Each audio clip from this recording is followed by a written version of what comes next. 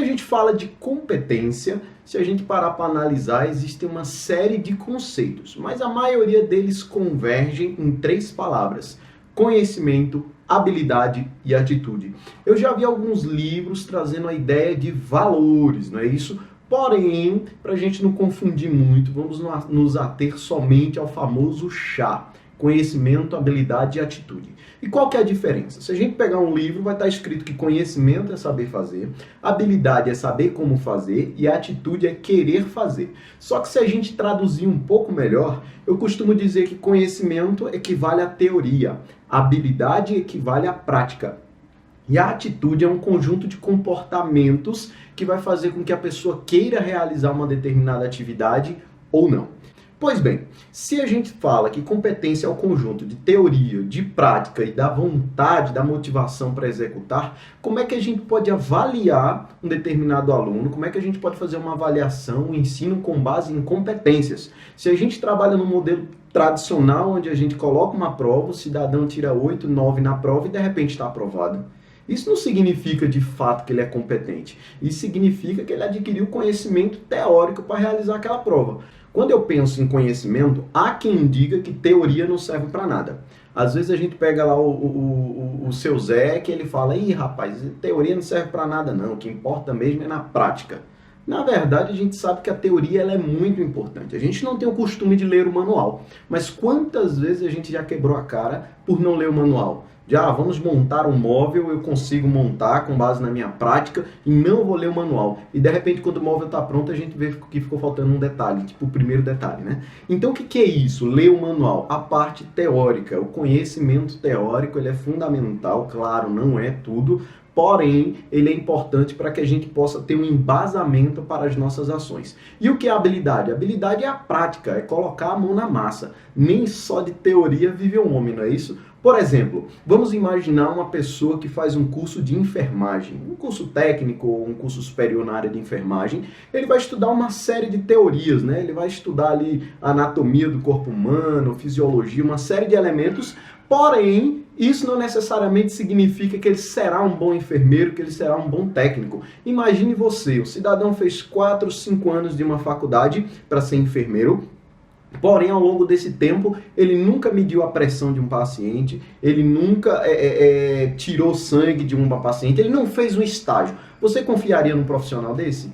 Eu creio que não, eu também não confiaria. Ou seja, ele pode ter as melhores notas na faculdade, porém, se ele não mostrar uma habilidade, uma prática, não souber executar, também significa que ele não será um bom profissional. Um exemplo disso é que as universidades, elas têm uma matéria chamada estágio supervisionado, cuja finalidade é justamente trazer essa ideia de prática para o dia a dia, para a realidade do profissional. E quando a gente fala de atitude, a gente está falando de elementos motivacionais. Essa aí é uma das partes que eu digo que é uma das mais difíceis, porque são aspectos subjetivos. Como é que eu, professor, vou conseguir fazer com que o aluno se sinta motivado para realizar uma determinada tarefa?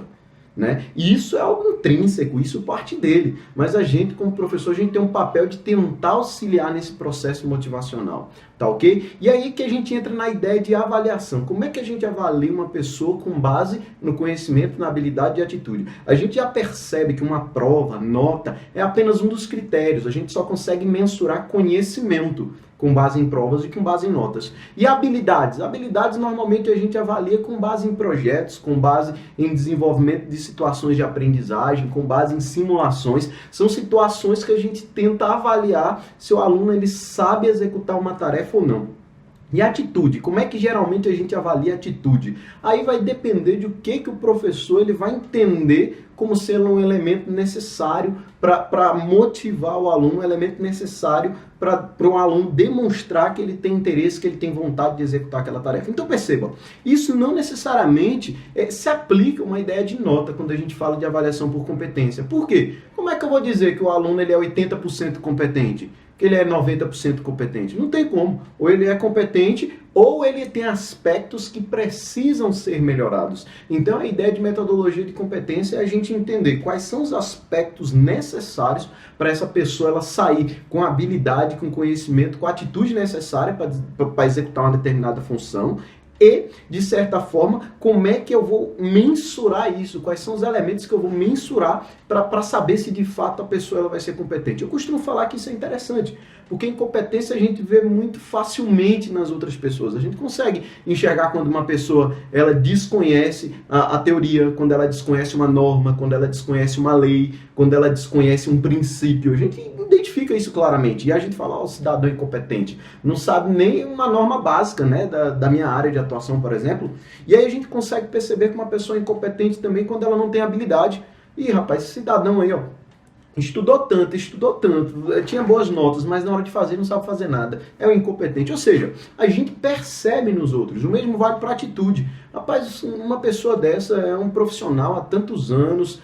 Vamos pegar o exemplo do médico. É um cara que é óbvio que ele estudou muito para se tornar médico, que ele tem muita teoria, ele fez ali a residência dele, ele adquiriu prática, às vezes ele já tem anos aí de carreira e de repente ele não está muito afim de atender. E aí a gente percebe, rapaz, que médico incompetente, rapaz, estudou tanto, tem tanta experiência e não quer atender o paciente. Percebe que a gente consegue identificar facilmente esses aspectos nos demais? Só que eu costumo falar, pessoal, faça uma reflexão.